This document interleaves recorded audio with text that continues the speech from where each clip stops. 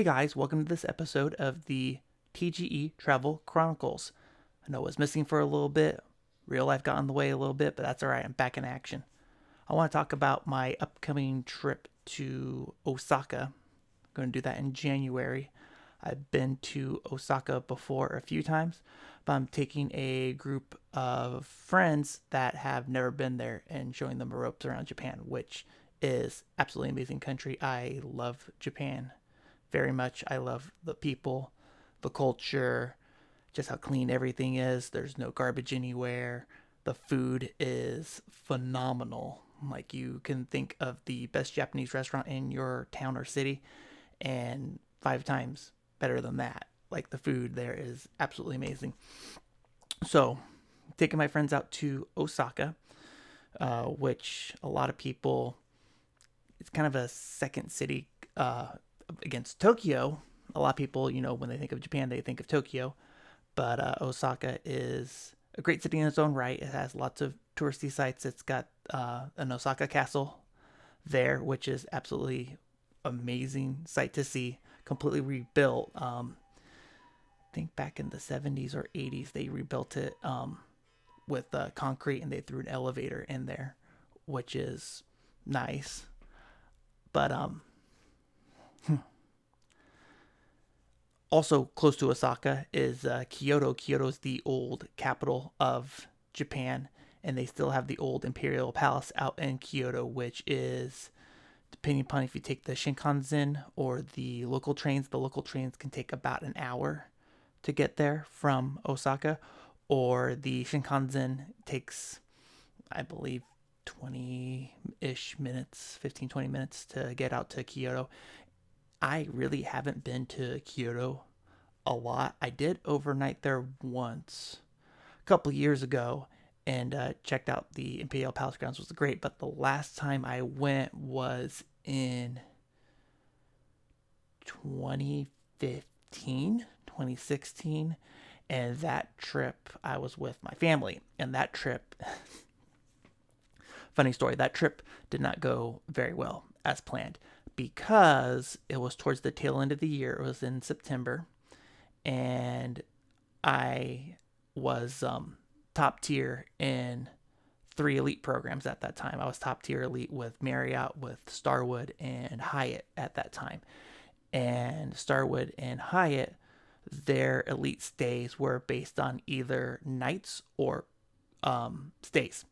So you could have, like, say, 5 nights. 5 nights counts as one stay. So I know for Platinum back then was either 25 stays or 50 nights. So if you had 1 night, 1 stay, that counts as a stay. But if you did multiple nights at a hotel on different reservations, it still counted as 1 stay. But if you hop back and forth between different hotels, say if you're in one city and you go one hotel one night, one hotel the next night, back and forth, that's a stay. So 1 stay, 1 stay, 1 stay, 1 stay. And of course, it was that time of year where I was a little short on night credit, and decided, like, hey, let's go hotel hopping in Japan because I'm short on night credit. This is going to work out. It's going to be great.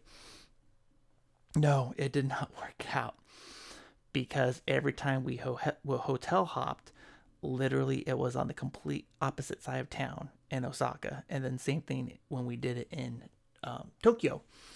And literally, from the time it takes to pack everything up, hop on the public transit, get over to the other side of town, check in, unpack, it's like I'm already burning a couple of hours. So when we visited Kyoto, by the time we got on the train to get out there, it was already like 2, 3 in the afternoon, and we burnt the whole day because we're hotel hopping. So I don't recommend doing that, even though now the hotel programs, at least I know Hyatt, and then now the merged Marriott program, everything's based on nights, no more stays. So no more hotel hopping for me. Thank God. Anyway, so Kyoto is a wonderful city to check out and hang out at.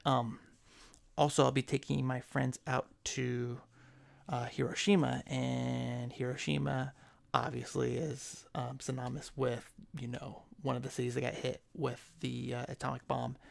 And when I went there. I've only been there once, and that was back in,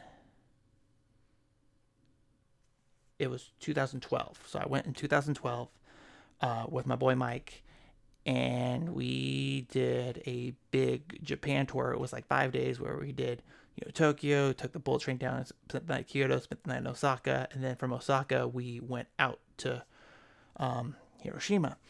And it was funny because that trip, my boy Mike, he's a real big fan of collecting stuff from the Hard Rock Cafe, and he has to personally be at the Hard Rock Cafe in order to collect his items. Like if someone were to say visit Vienna, got him something from the Hard Rock in Vienna, brought it back, he wouldn't accept it. Like it's a badge of honor for him to actually go to the place to retrieve the item to show that he was actually there.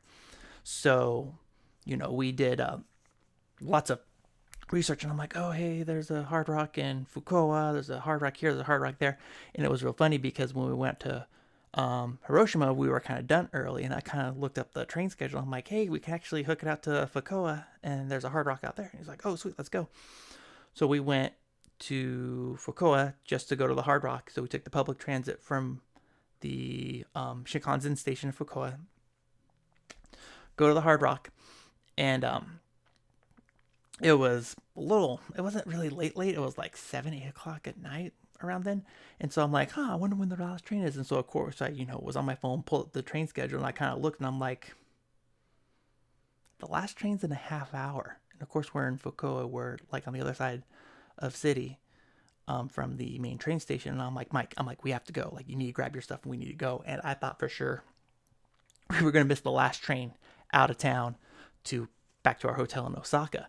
And we were literally running through the main train station, went and got seat assignments, and literally made the last train out of town with 2 minutes left.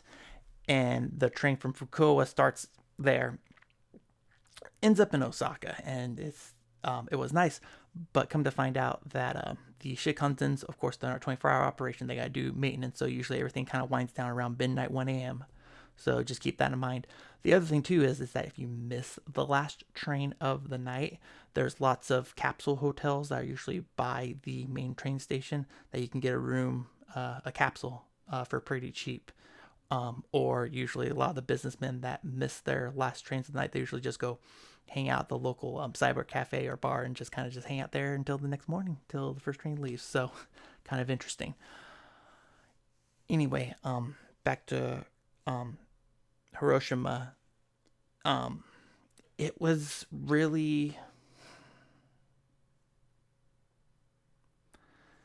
emotional for me because, like, when you go through town or you go through any major cities, you notice, there's older buildings, older structures, you see history. The closer and closer that the train got into town, you can tell the buildings got newer and newer and newer and newer. And it was really surreal for me because it's like, okay, there's nothing left that was from before the bomb went off back in the 40s. And it was just really just sad to just like roll through town and just see like the history like slowly disappearing away to this brand new city pretty much. And it was just really, really emotional. And when you go like to the where the bomb was dropped at, and you see the old opera house that was still standing, that's pretty much just a metal shell of itself, and the memorial park and the museum, it's it's really emotional, and it's really just eye opening, how terrible that day was, how terrible the war was when the bomb went off there. And it's beyond words just how impactful it is. Like, I can't describe it to you how, like, you have to be there to actually experience it and experience the feelings that I felt. And it was really, really just emotionally sad Anyway, but just outside of Hiroshima, if you take the local train to Hiroshima, there is a it is slipping my mind right now. There's a God, I am pretty sure I'm gonna mispronounce this name, but I'm gonna try to pull it up real quick. Ah, that's right. So if you take the train outside, there's a torii gate, which looks like it's floating on water. It's actually built, if it's the high tide, it looks like it's floating on the water. If it's low tide, it's all mudflats out there. It's the Miyajima Shrine. It's on an island, and it's a really cool spot to check out because that torii gate is actually the model based upon the torii gate that's at Epcot in Walt Disney World for the Japan Pavilion. I know, kind of a weird fact. I'm a big Disney nerd, so I thought it's kind of cool, but it's also awesome when you actually go out there. You're like, oh, like I'm actually at the actual site of the actual torii gate that's based upon that. I thought it was kind of cool. But Miyajima is actually really, really cool spot to check out because supposedly the whole island is sacred. And no one passes away on the island. Like they will take anyone that's ill or dying off the island in order to preserve the sacredcy of the island. And I thought that was pretty cool. But I'm really looking forward to this trip because I haven't been to Nara yet, and I was thinking about checking that out. I don't know if anyone's been there before. Give me some advice because there's a park there where there's deer, protected deer in this park, and they supposedly bow to you before you feed them. And I'm like, oh wow, that's pretty cool. Like I would like to go check that out and see that too. Also for all the big theme park nerds, like I said, I'm a big Disney nerd.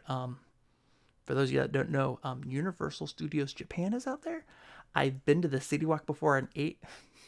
Surprisingly, went to the City Walk, ate at a sushi restaurant at City Walk, and I thought like, oh, it's going to be overpriced. It's going to be pretty touristy, and the food's not going to be that great. And it was actually pretty decent prices, great, amazing food, and I was just blown away. I was like, wow, like this is pretty amazing. So that's definitely a spot to keep in mind.